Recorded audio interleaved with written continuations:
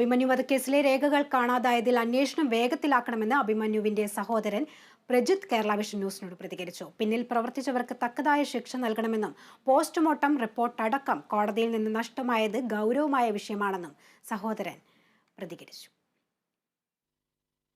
ഈ കേസിൻ്റെ വിചാരണ തുടങ്ങാനിരിക്കുന്ന സമയത്താണ് ഈ പേപ്പറുകൾ രേഖകൾ കാണാണ്ട് പോയി എന്നുള്ള വാർത്തകൾ ഇന്നലെ രാത്രി നമ്മൾ അറിയുന്നത്.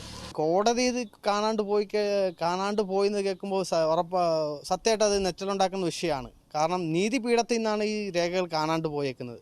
നമ്മളെങ്ങനെ വിശ്വസിച്ച്, ഒരു കോടതി എങ്ങനെ വിശ്വസിച്ച് നമ്മളിത് നിൽക്കും?